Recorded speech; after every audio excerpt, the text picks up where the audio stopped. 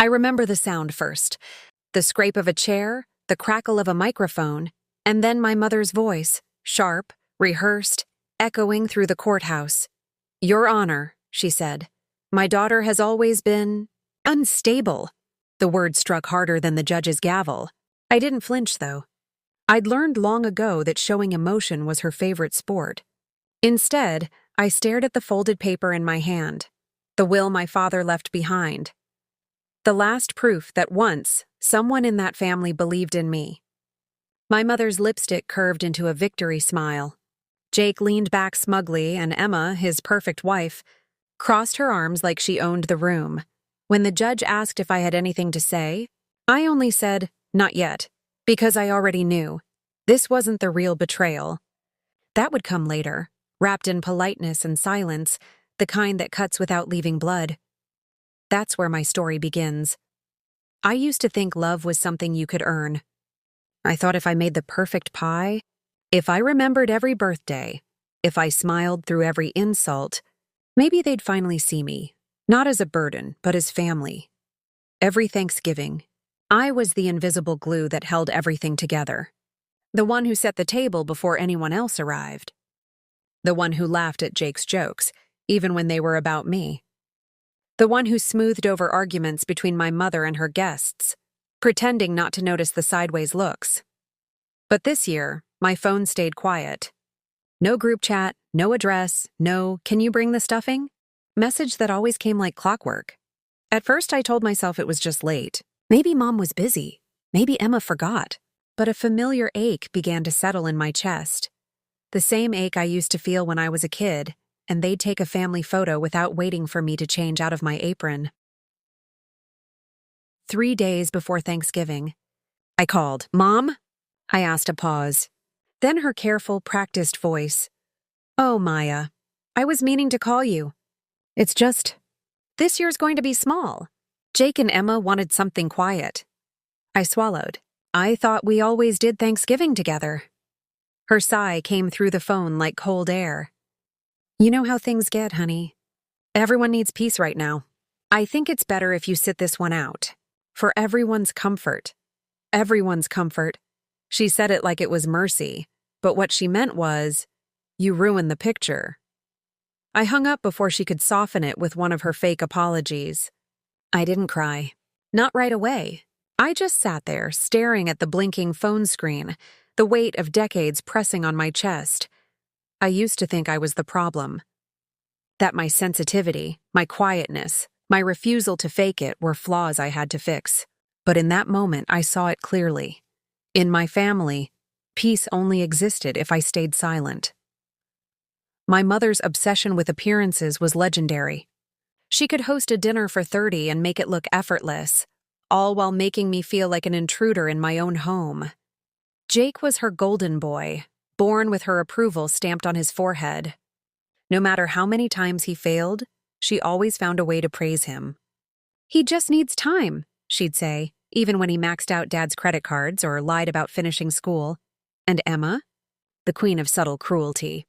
She had a smile that dripped with sugar and venom. She'd pull me into a hug and whisper, "You really should dress up more, Maya. You'd look so much prettier if you tried." When Dad was alive, he was the buffer. He saw me.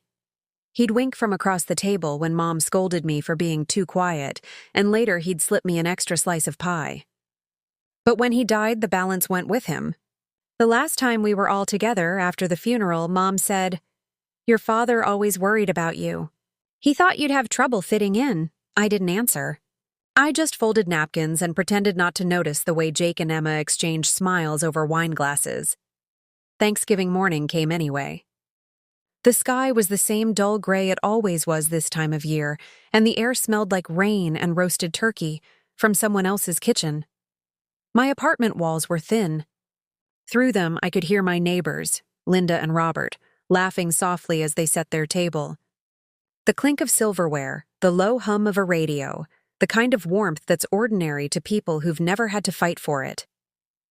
At one point, there was a knock at my door. I wiped my face quickly and opened it to find Linda holding a small pie. "Hey, sweetheart," she said, smiling. "We made too much again. Thought you might want some. Her kindness hit like a wave. Oh, thank you, I stammered. I'm heading to my family's soon, but I'll save it for later. She nodded, believing me, and went back next door. I closed the door and set the pie on the counter. The smell of cinnamon filled the room. I sat on the couch, fork in hand, pretending I didn't hear the laughter through the wall. But later that night, I did hear something. My mother's voice, sharp, confident, carrying through the plaster. She's unstable, Linda. You know how she gets. We just couldn't deal with another one of her scenes. Emma's laugh followed. Oh, she'll make it about herself somehow. Always does. My hand froze midair. Linda? The same Linda who just gave me pie? My neighbors. The walls were thin enough that they could hear my family gossiping on speakerphone. That was the moment something shifted inside me. The humiliation burned away, leaving something colder. Clearer. If they wanted me silent, they should have built thicker walls. I turned off the lights, sat by the window, and listened to every word they said. The lies, the laughter, the way they erased me from my own family's story. And for the first time in years, I didn't cry, I just waited. Because now I knew. The walls had heard everything. And soon, so would everyone else. Thanksgiving morning started with laughter. Not mine, theirs. Muffled, echoing through the walls like ghosts that refused to die. For a second, half asleep, I thought I was dreaming. But then I heard Jake's voice loud and clear, carrying the same careless arrogance it always had. She probably burned another pie, he said, followed by Emma's delicate, practiced giggle. Or started another scene, she added. I froze. My heart thudded against my ribs. I knew that voice, that laugh. They were right next door, my parents' house. The house I grew up in, the one I wasn't welcome in anymore. Through the wall, I heard the clinking of glasses, my mother's tone warm and performative. To family, she said, her voice swelling with pride, and Jake replied, to peace and quiet. The table erupted in laughter again. It's strange how laughter can sound like knives when you know it's about you. I sat there, wrapped in a blanket that smelled faintly of detergent and loneliness, and tried not to exist. Every sound was a reminder. The scraping of silverware, the pop of a wine cork, the soft hum of the old heater my father once fixed. I thought I could block it out, but sound has a way of finding the cracks in your defenses, and that morning it seeped into everything, into my breath, my pulse, my spine. A knock broke the spell. It was Linda. Her soft gray hair was tied back, her eyes kind but curious. Are you hearing that too? She asked. Behind her, Robert stood, arms folded, listening. I nodded, embarrassed. It's my family, I whispered. Her eyes widened. That's your family? I didn't answer. I didn't have to. She stepped inside, turned off her TV, and sat beside me on the couch. For a moment, the only sound was my mother's voice through the wall, sharp and certain. Linda tilted her head toward the sound. Then let's listen, she said quietly. Let's hear what they really think of you. Her words were gentle, but they felt like a match struck in the dark. Something ignited in me. For once, I wasn't alone in hearing it. The conversation on the other side of the wall carried on like a performance. My mother sighed dramatically. She always makes everything about herself. I just want one peaceful dinner. Emma laughed, her tone syrupy and cruel. You mean one without her crying about how hard her life is? Jake added, Therapy didn't fix her, huh? The laughter that followed was the kind that feeds off cruelty. Light, easy, rehearsed. I sat perfectly still, my nails pressing crescent moons into my palms. Linda looked at me with disbelief, whispering, That's awful. But I just stared at the wall, numb. And then something inside me shifted. The ache, the humiliation, it didn't consume me this time. It clarified me. That's when I stopped crying. Because I realized I wasn't broken. They were. Their voices blurred into noise, but in that blur, I began to remember.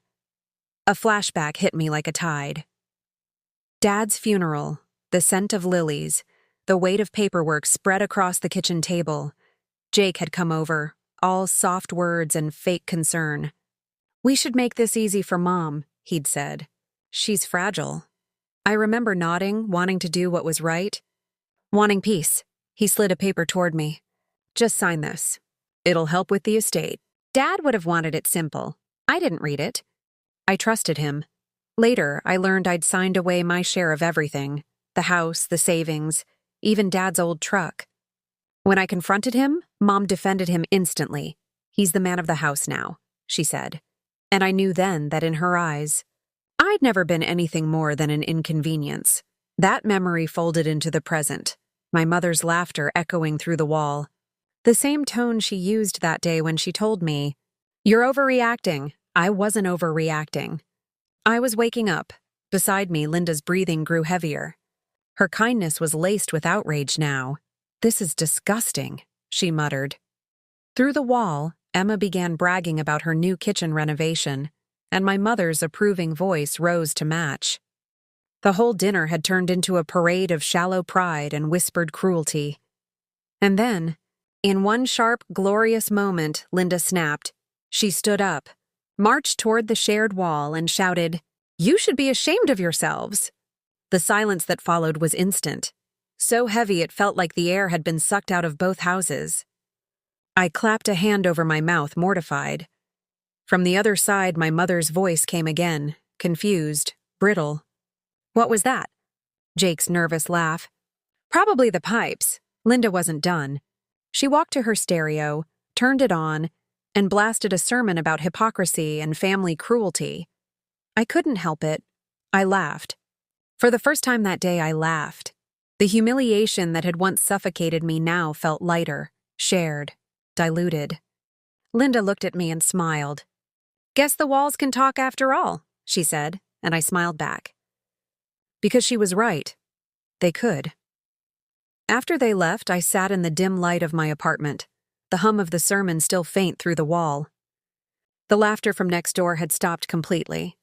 The silence was unnerving, like the aftermath of a storm. I picked up my phone and opened the voice recorder. My reflection stared back at me in the dark screen. Tired eyes, trembling hands, but steady breath. I pressed record. "My name is Maya," I began, my voice calm, measured.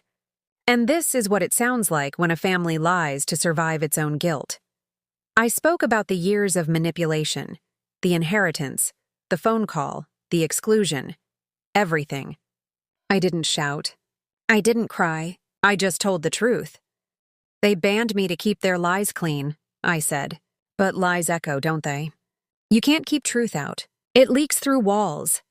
Outside, the streetlights flickered on, bathing the room in a pale amber glow. I opened the window and let the cold air wash over me.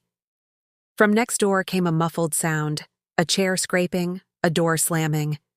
Someone must have realized the neighbors were no longer laughing. I leaned out slightly, feeling the sharp wind bite at my skin. For the first time, it didn't feel like punishment. It felt like clarity. I saved the recording, labeling it Thanksgiving, Uninvited. Then I sat back, watching the steam from my breath dissolve into the night. The walls that once betrayed me were quiet now. But I knew they'd heard me, every word, and for once, I wasn't afraid of being heard. It started with a single upload. No hashtags, no filters, no dramatic title, just my voice over a still photo of an empty plate and a half-eaten slice of pie.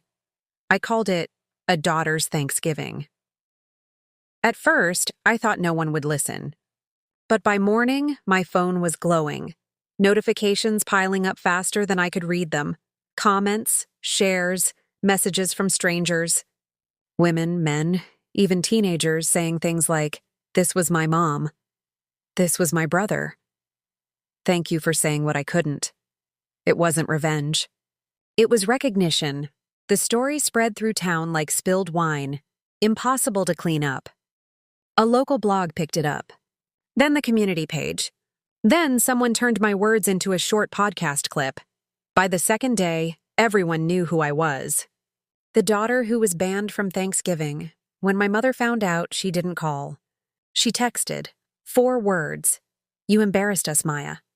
I stared at the message, reread it, felt that familiar sting behind my eyes, and then something in me hardened. I typed back slowly, each letter deliberate.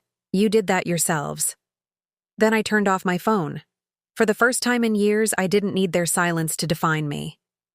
I had my own voice now, one that people actually wanted to hear. Neighbors started waving when they saw me. Linda brought over fresh bread and said, "You told the truth. That's what good people do." Robert nodded beside her. "And truth doesn't need to shout." I smiled, realizing he was right. The truth didn't scream. It echoed. A year later, Thanksgiving came again.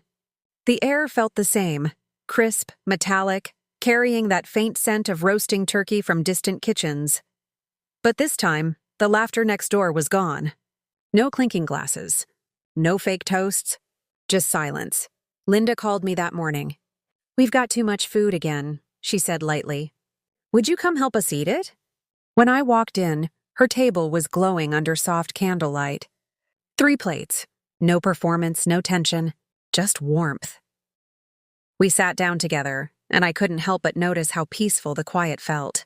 Not the suffocating kind I'd known all my life, but the kind that fills a space like a deep breath. I caught my reflection in the window, the faint outline of a woman who had once begged for an invitation. Now, she was setting her own table. "Funny," I said softly, "how the walls that used to carry their laughter now echo my peace." Linda smiled. "Maybe that's what peace sounds like, just quiet honesty." I wanted to believe her. I think finally I did. Months passed before I heard from my family again. One rainy afternoon, a knock startled me. I opened the door to find my mother standing there, smaller than I remembered, her hands trembling around a soaked handkerchief. Behind her, Jake's car idled, Emma staring straight ahead, refusing to look up. "Maya," my mother said, "we just want to talk." Her voice cracked on the word talk, as if she hadn't used it honestly in years. I didn't invite her in. I just leaned against the doorframe, steady. "About what?" She blinked hard. "You've said enough. Everyone's talking about us. About me. You've ruined everything." I shook my head slowly. "No, Mom, I didn't ruin anything. I just stopped pretending." Her lips trembled. "You've changed." "I had to," I said.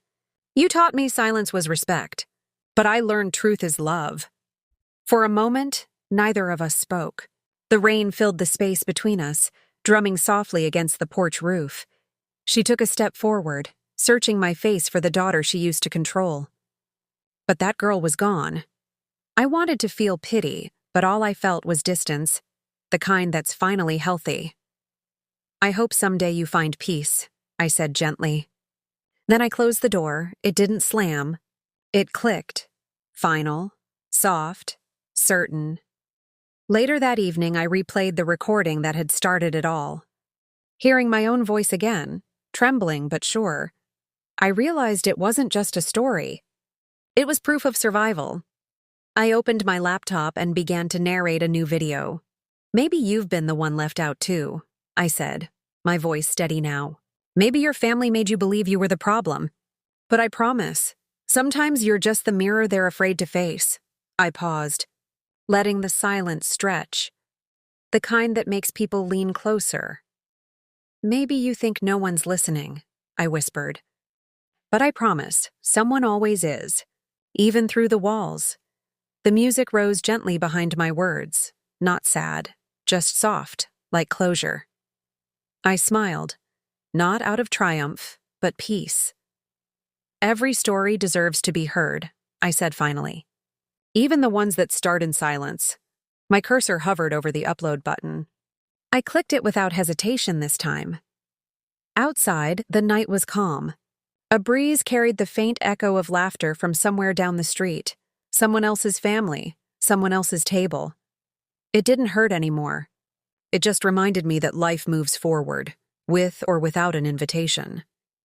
I took a deep breath, the kind that fills every corner of your lungs, and looked straight into the camera. "Thank you for listening," I said. "And if you've ever felt alone on a holiday, remember, There are people like me, like us, who know, who care, who hear you. I leaned back, the faintest smile tugging at my lips. Subscribe to my channel for more real stories like mine, I added softly, because every voice deserves to be heard. I ended the recording. In the silence that followed, I could still feel the echoes, not of their laughter this time, but of my own strength, and those echoes didn't lie.